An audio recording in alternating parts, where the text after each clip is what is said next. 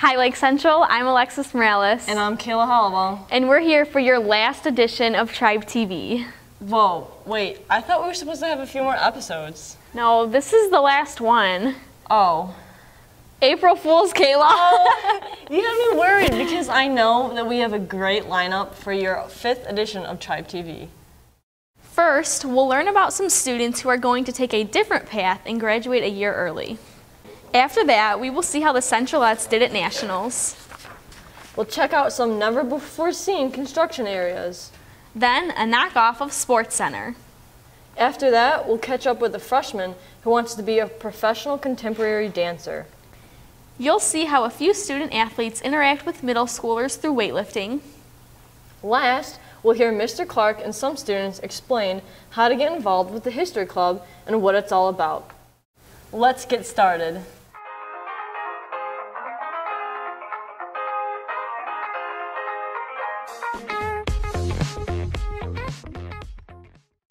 Graduation for the class of 2015 is right around the corner. But what about those who are graduating early? Well, some staff members caught up with those who are. Let's see why they decided to graduate early as juniors. My name is Hannah Briner. Hi, my name is Caleb Towson. I'm going to University of Missouri. I'm going to IUPY. I'm a junior, but I'm graduating with the class of 2015. I'm graduating as a junior with the class of 2015. In order to prepare yourself to graduate early, you have to work closely with your school counselor. You really have to plan well. You'd have to go to summer school, generally maybe take 2 classes this summer between your freshman and sophomore year, and then 2 classes between your sophomore and junior. Sometimes you can work it all out. I'm studying business. I'm not a businessman, I'm a businessman. I'm going to University of Missouri, and they're known to be the #1 college in the country for journalism, so I'm really excited about that. And they have this thing called the Missouri Method, where by the time I'm a sophomore, I will be working as a professional on the newspaper, so it's not just for the school, but it's the whole city of Columbia. So that's really exciting, and I'll be put into a database where they help find me a job for right when I get out of college, because a lot of Missouri alum hire new Missouri students. So that's also very exciting, knowing that I'll have job security right when I get out of college. I picked IUPY because I like the city environment over a more traditional campus. Last year around the time of April, I went to my guidance office, and my guidance counselor had told me that I only had to take an English class in my senior year, and I thought that was kind of pointless to come back a whole year for 1 class. So I decided to graduate a year early, so I just kind of doubled up this year. Plus all my friends, well, most of my friends are seniors, so it wasn't like I was missing out. I'm excited to get away from high school and away from the region, start a new life in Indianapolis. How's our dance moves? Woo, that was fun. Maybe the Centralettes can teach us some techniques. Besides, they won nationals, so they must be good. Waiting for awards is probably one of the most nerve-wracking feelings. Being the last 2 people on stage. My heart was racing. It was crazy.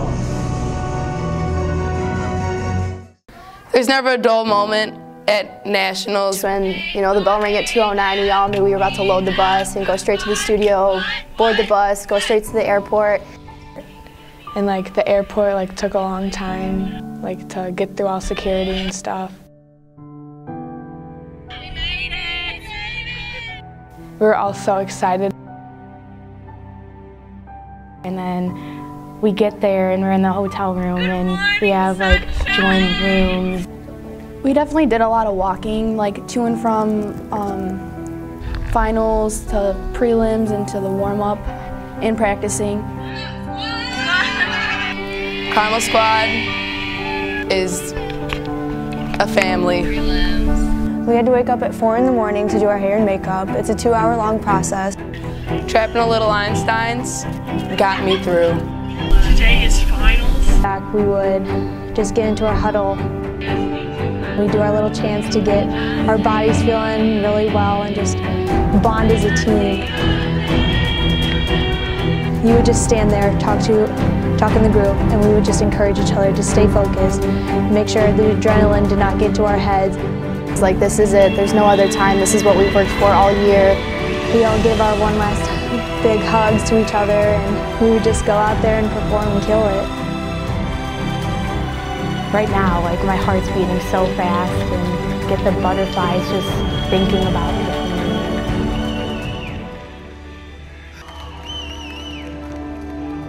We all were so confident, and dancing on stage with 16 beautiful women was the best experience of my life.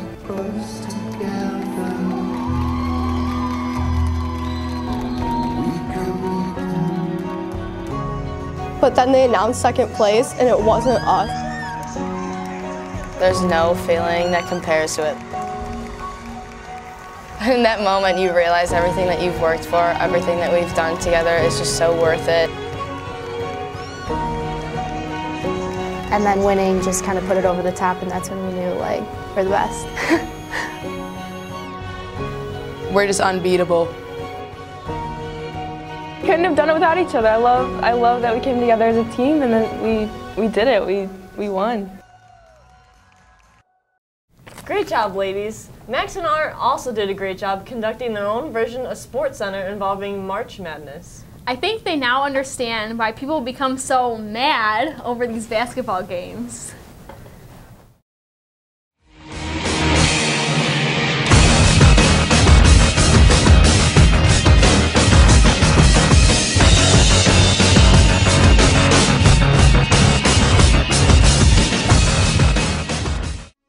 What's up, LC? Welcome to Tribe Center. You're looking at everything for March Madness. Okay, people, that's what March Madness is all about. These teams have put on a great show for us so far, and they have fought hard to get where they're at right now.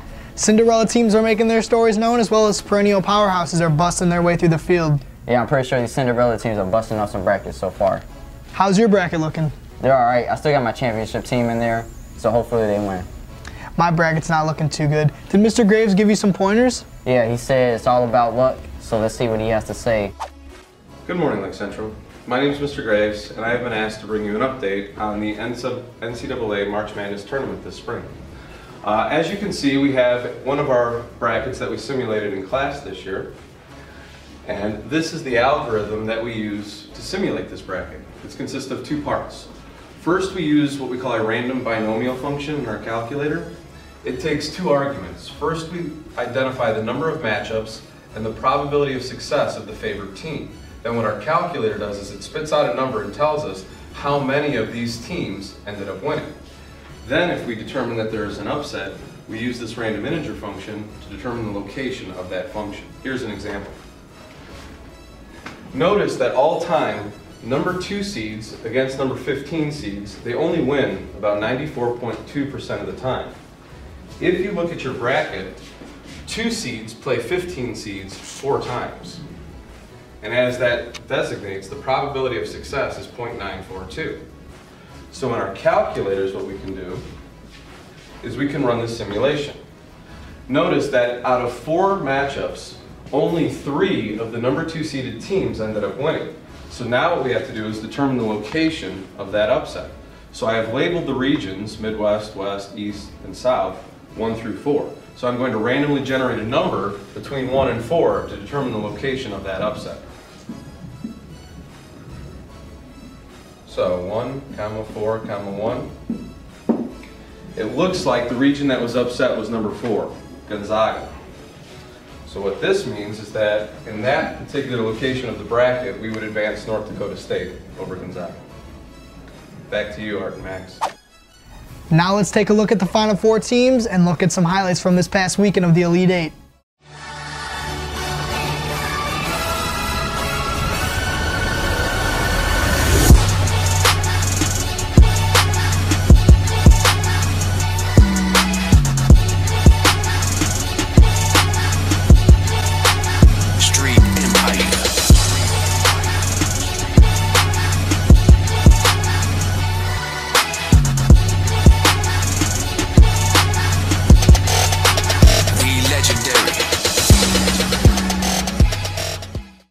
These teams played some great games and put on some great performances for us. Yeah, the fact that Kansas and Villanova lost really blew my mind. Yeah, I bet many people did not have Michigan State in their Final Four.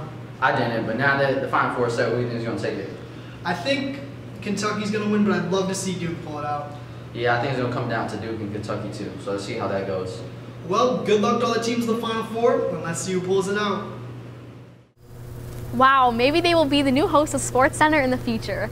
And speaking of the future, remember the freshman who wants to become a contemporary dancer? Yeah, she has some moves of her own. Unlike me, she's much more flexible. Hi, I'm Maggie Sablich and I'm a dancer. I got into dance when I was 3. I started dancing at Elite Dance Center in Dyer. I just really fell in love with it. I did all other sports, but I always stuck with dance. And then in 4th grade, I started competing with the company there. So right now, I'm on Visceral's youth company, Visceral Studio Company, and it's like a pre-professional program, and I'm training to be a professional contemporary dancer. It's a lot of work, but it's definitely worth it. I'm trying to graduate early, so I'm in all advanced classes. I don't have a study hall. I don't get a lot of sleep, but I love it. It's really hard balancing school and dance because I'm in advanced classes, and dance is around 20 to 25 hours a week. But you kind of just learn to, like, if you're that dedicated to dance, you learn to manage your time. I dance because I love it, and it's a way to express myself, and it's just a release from home, from any stressful homework or things going on. And I don't know, it's just my family's there, so I feel at home.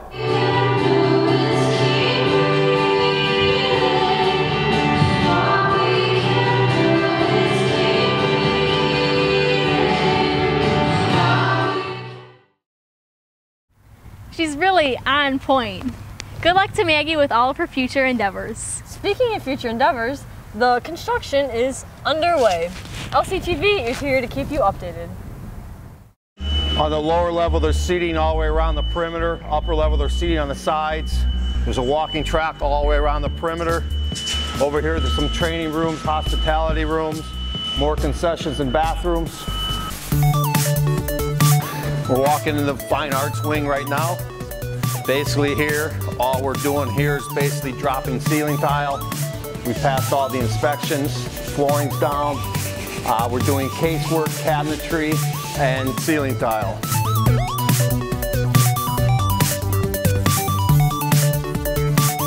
Choir room, you see we even cut the mirrors up. We're doing all that casework and things. Ensemble room. This is instrument storage for the band.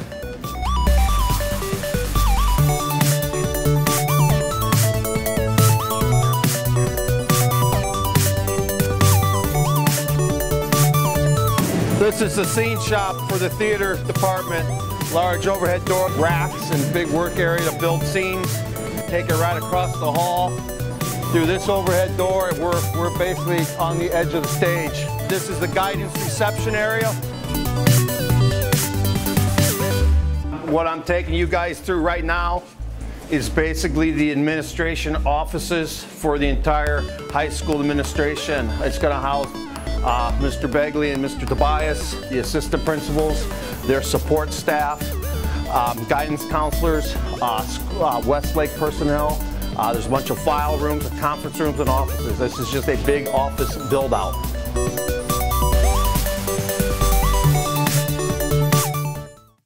Hey Alexis, do you know where I can get my prom dress? Actually, yeah, Eco Chic in Dyer has these really nice prom dresses. And in fact, here's a short message from them.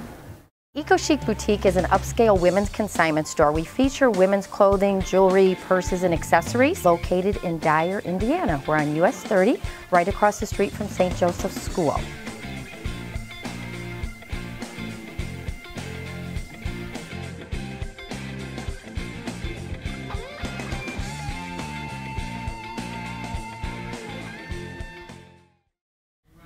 Too bad we won't be here to see the finished product. Gee, Alexis, you can't even lift a 20-pound weight. Well, maybe if you would have helped out with a middle school weightlifting program, it would be much easier for you.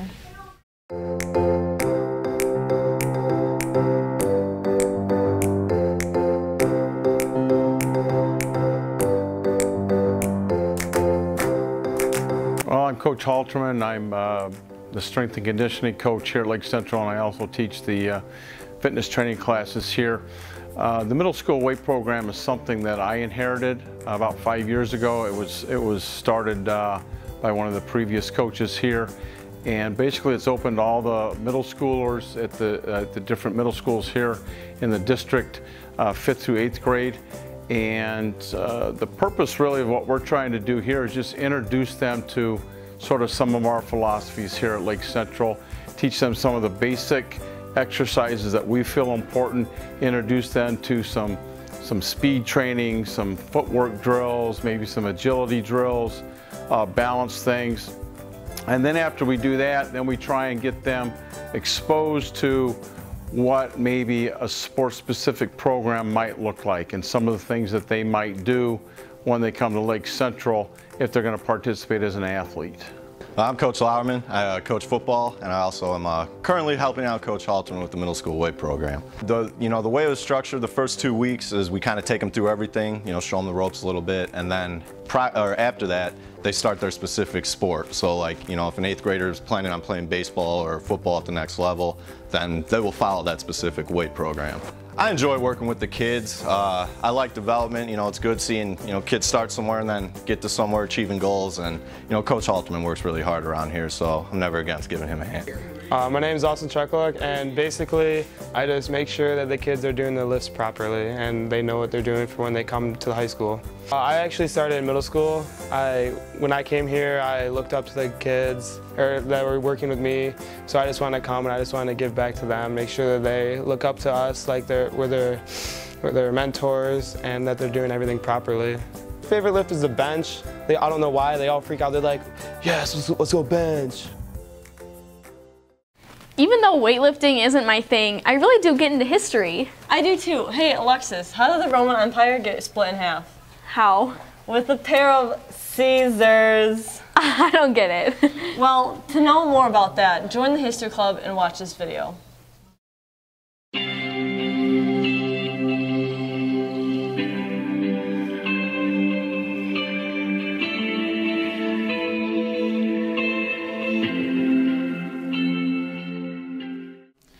Hi, my name's Mr. Clark. I'm a teacher here at Lake Central, and I've taught U.S. history here for many years, and I've decided, well, let's put it this way, many of the students decided that they wanted to have a history club. So we started a history club, and we went through the National History Club Foundation, which is nationwide.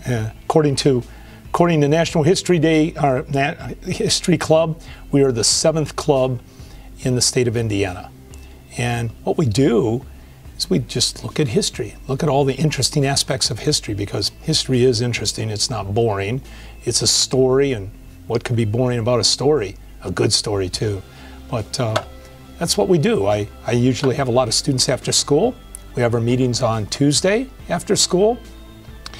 We show films, we talk about history, we get involved, we get guest speakers to come in here, and anything else that comes up, field trips and the like. Hi, my name is Yona Ruska, and I'm one of the presidents of the History Club. Hi, I'm Shannon Hearn, and I'm the vice president. History Club is a great organization because we are helping veterans and also taking a lot of fun field trips to learn about history in a fun way. I personally like History Club because we do organized movie days where we learn about historical movies. We're planning a fundraiser soon for Smoothie King that's coming in April. And next year we'll be doing a veterans run, which is a school assembly. To join History Club, just come in and see me, Mr. Clark, in C313, and I'll point you in the right direction of how to become a member. We have meetings every Tuesday after school.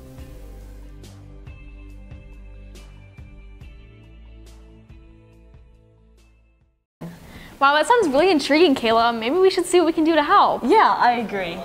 Well, that's all we have for your 5th edition of Tribe TV Lake Central.